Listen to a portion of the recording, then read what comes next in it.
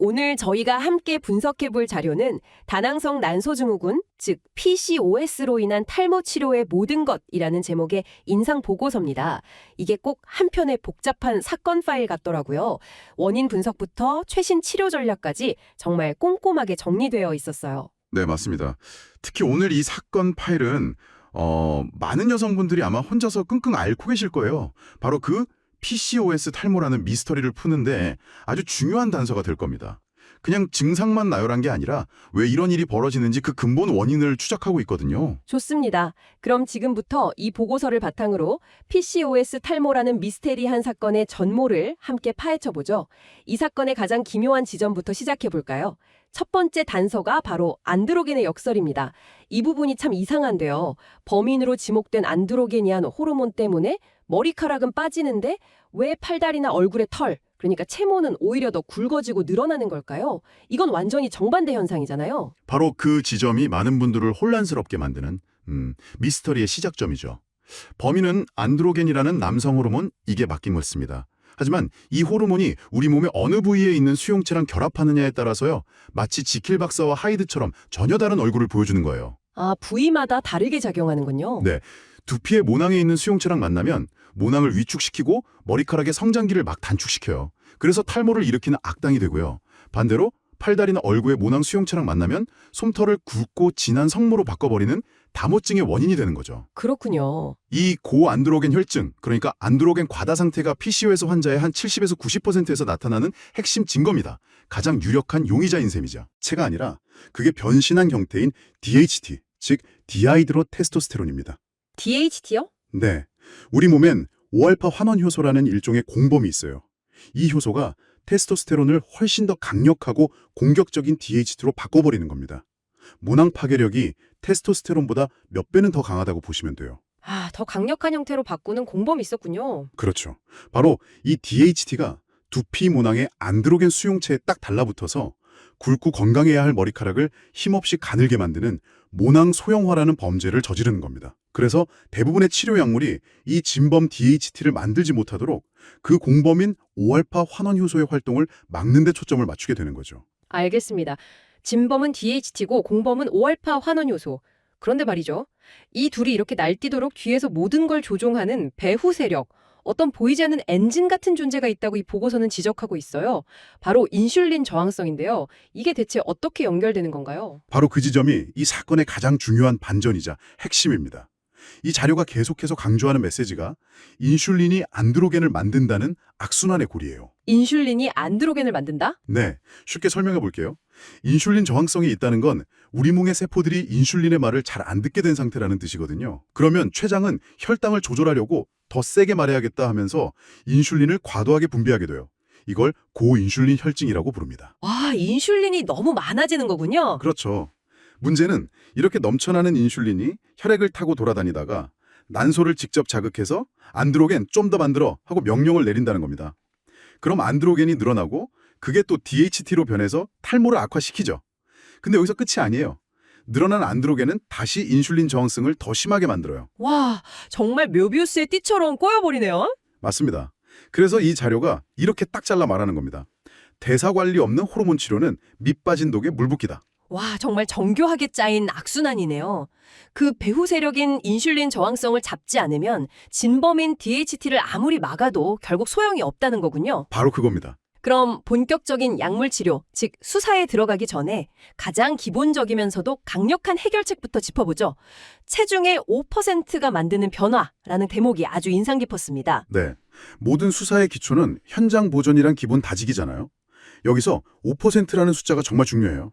사실 거창한 목표는 필요 없어요.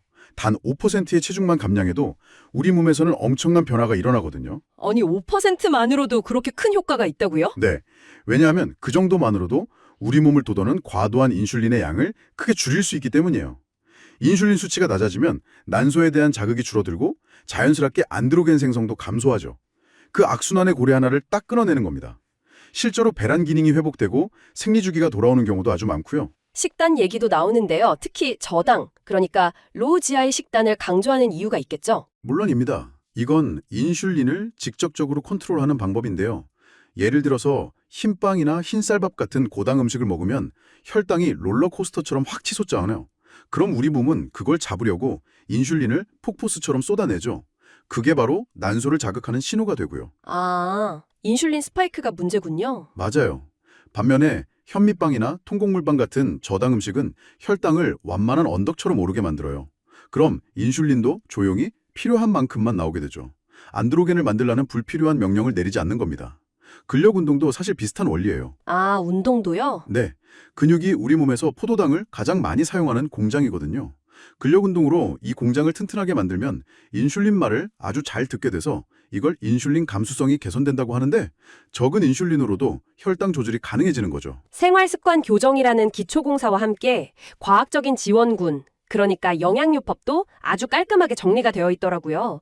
꼭 수사에 필요한 특수장비 목록 같았어요. 네, 증거 기반으로 효과가 입증된 4가지 핵심 성분을 꼽을 수 있습니다. 첫째는 PCOS 대사치료의 핵심 장비라고 불리는 이노시톨이고요. 이건 엉망이 된 인슐린 신호전달 체계를 복구하는 역할을 합니다. 둘째는 아연인데요. 아연이요? 네, 아연은 아까 말씀드린 그 공범 DHT를 만드는 5알파 화건 요소의 활동을 직접적으로 억제하는 효과가 입증됐어요. 탈모 감소에 꽤 유의미한 도움을 줄 수 있죠.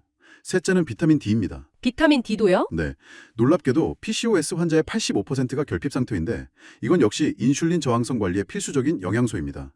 그리고 마지막으로 비오티는 조금 다른 시각으로 접근해야 해요. 제가 항상 비오티는 마법의 약이 아니다라고 말씀드리거든요. 아, 맞아요. 저도 그게 궁금했어요. 보통 탈모 영양제 하면 무조건 비오틴부터 떠올리잖아요. 근데 이 보고서는 그게 아니라고 말하는 것 같아서요. 정확합니다.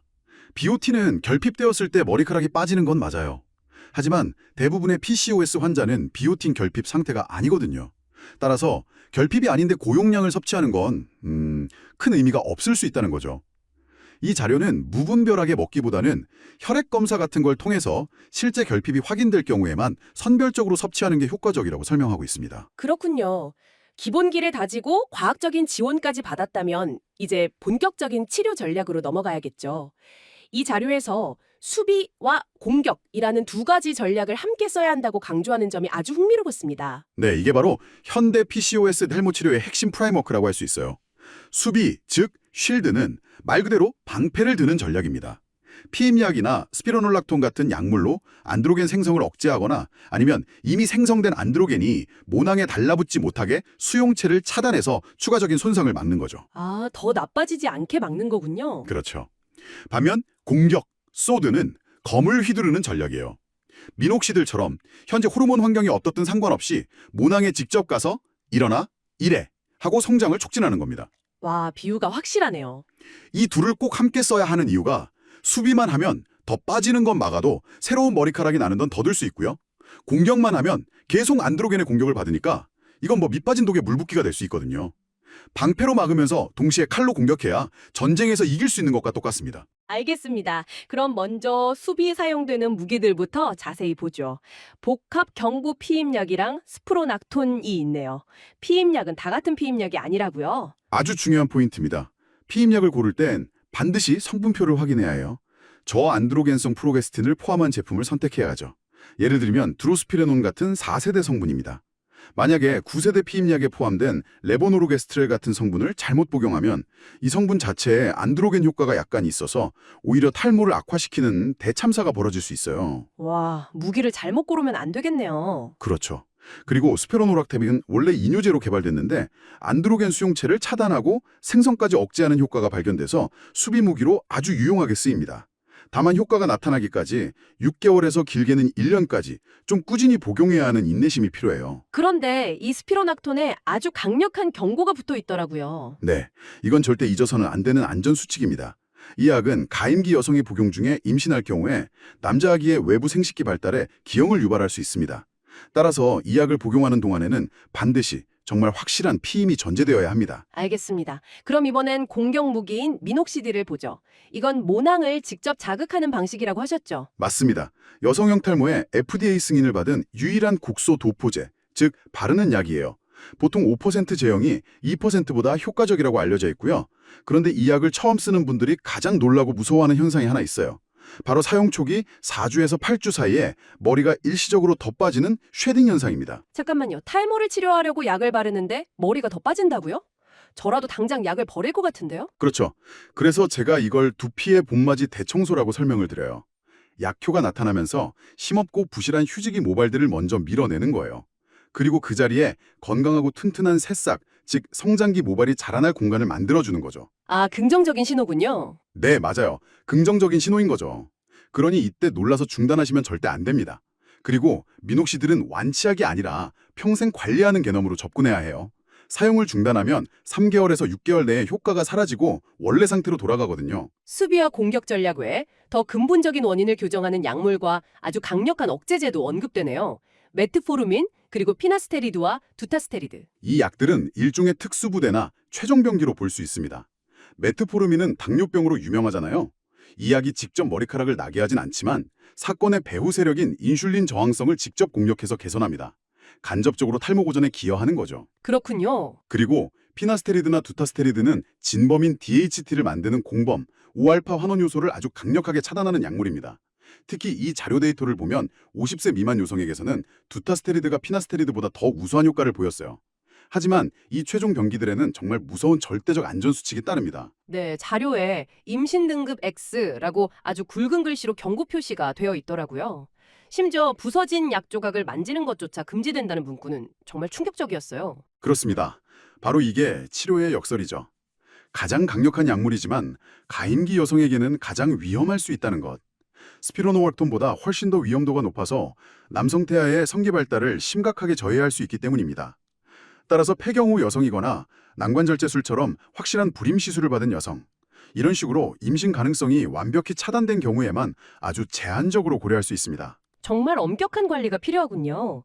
약물 외에 성장을 가속하는 시술이나 심리적인 안정의 중요성도 다루고 있는데요. 네, 저준위 레이저 치료, LLT라고 하죠. 그리고 자가열 치료, PRP 같은 시술들은 호르몬 환경이 어느 정도 안정된 후에 사용하면 효과가 좋아요. 땅에 비료를 뿌려주듯이 모발 성장을 촉진하는 데 도움이 될 수 있습니다. 모발 이식은 다른 모든 치료가 효과 없을 때 고려할 수 있는 최후의 수단이고요. 하지만 이 모든 것보다 중요할 수 있는 게 바로 스트레스 루프라는 심리적인 감옥에서 탈출하는 겁니다. 탈모 때문에 스트레스를 받으면 스트레스 호르몬인 코르티솔이 나와서 호르몬 환경을 더 악화시키고 그게 다시 탈모를 가속화하는 그런 악순환이죠. 그 악순환의 고리를 끊는 게 정말 중요하겠네요. 맞습니다. 그래서 이 자료는 적극적인 스타일링을 단순한 미용이 아니라 치료 행위로 봐야 한다고 강조해요. 가르마 방향을 좀 바꾸거나 헤어 파이버로 비어 보이는 곳을 채우거나 볼륨감 있는 커트를 하는 것만으로도 시각적인 개선 효과가 크거든요. 이걸 통해서 스트레스가 줄고 자신감을 회복하면 그게 바로 스트레스 루프를 끊고 호르몬 환경을 개선하는 선순환의 시작이 될 수 있습니다. 자, 이 모든 수사 내용을 종합한 최종 알고리즘이 피라미드 형태로 제시됩니다. 이 사건 해결을 위한 표준 수사 절차, SOP라고 볼 수 있겠네요. 한번 정리해 주시죠. 네, 이 피라미드는 PCOS 탈모라는 복잡한 사건에 대한 단계별 접근법을 아주 명확하게 보여줍니다. 1단계, 가장 넓고 튼튼한 기초는 모든 치료의 기반이 되는 생활습관 교정입니다. 5% 체중 감량, 저당 식단, 그리고 이노시톨, 아연, 비타민 D 같은 영양요법이 여기에 해당하고요. 2단계는 표준 치료로 공격 무기인 미녹시딜과 수비 무기인 저안드로겐성 피임약 또는 스피로노락톤을 함께 사용하는 병용요법입니다. 공격과 수비를 동시에. 그렇죠. 3단계는 부스터 단계로 표준 치료의 반응이 좀 더딜 때 저준위 레이저나 PIP 같은 시술을 추가해서 성장의 가속도를 붙여주는 거죠. 마지막 4단계는 제한적인 경우에만 고려하는 최종 단계로 피나스테리드나 두타스테리드를 아주 엄격한 피임 조건 하에서 사용하는 것입니다. 이 자료의 마지막 메시지처럼 탈모 치료는 100m 단거리 경주가 아니라 페이스 조절이 중요한 마라톤이라는 점을 꼭 기억해야 합니다. 네, 오늘 다낭성 난소증후군과 탈모라는 사건 파일을 정말 깊이 있게 들여다봤습니다. 진범, DHT와 공범 효소, 그 뒤에 숨은 배후 세력, 인슐린 저항성, 그리고 수비와 공격을 아우르는 통합적인 치료 전략까지. 정말 한편의 잘 짜인 수사 보고서 같았네요. 오늘 함께 살펴본 이 단서들이 지금 당신이 겪는 증상의 원인을 이해하고 전문가와 함께 더 나은 치료 계획을 세워나가는데 중요한 나침반이 되기를 바랍니다. 아는 것이 곧 무기니까요. 맞습니다. 오늘 자료는 탈모의 생물학적인 측면, 또 심리적인 측면을 깊이 다루었는데요. 여기서 한 가지 더 생각해 볼 만한 질문을 던져드리고 싶습니다. 풍성하고 긴 머리를 여성성의 상징처럼 여기는 사회적 기대나 미의 기준이 우리가 이야기했던 그 스트레스 루프에 얼마나 강력한 연료를 공급하고 있을까요? 그리고 어쩌면 그 기준 자체에 의문을 제기하고 때로는 맞서는 것 또한 또 다른 형태의 근본적인 치료가 될 수는 없을까요? 이 질문에 대한 답은 당신의 몫으로 남겨두겠습니다.